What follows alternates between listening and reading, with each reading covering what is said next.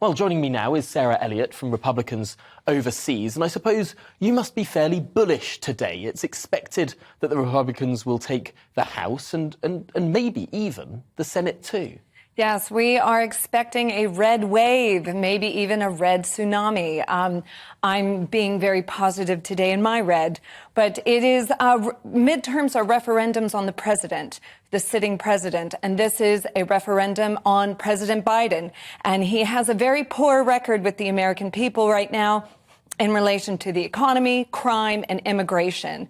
And what's really interesting is that the voting blocs that went from Trump to Biden in 2020 are now going back to the GOP. So watch the suburban, white, college-educated woman who you would think pro-choice is a big issue for them. Right now, it's the kitchen table issues, it's money, it's filling up your tank of gas, as we call it back home.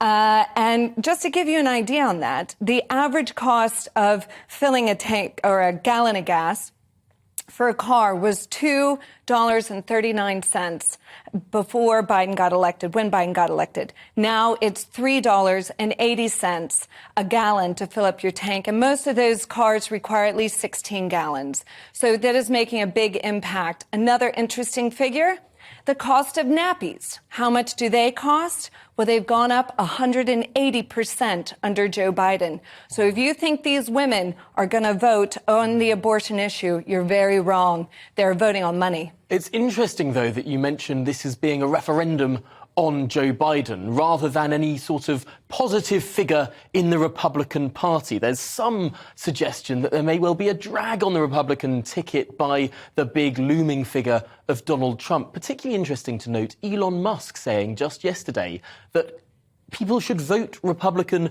because it will divide government, because no one party will be in charge. What do you say to that? Well, Americans do like divided government, and we're an incredibly vast, culturally different country. We like to see bipartisanship. We haven't seen bipartisanship really in 30 years.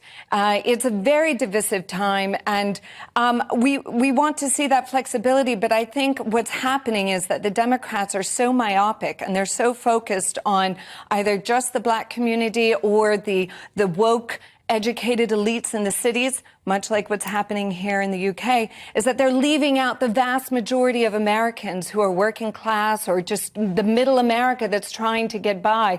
And it looks like it's paving the way for one-party rule, and that one-party rule is Republican. And I think that the Republicans will win the popular vote across the country this election, maybe by 5%, if not 7%. There's a bold prediction.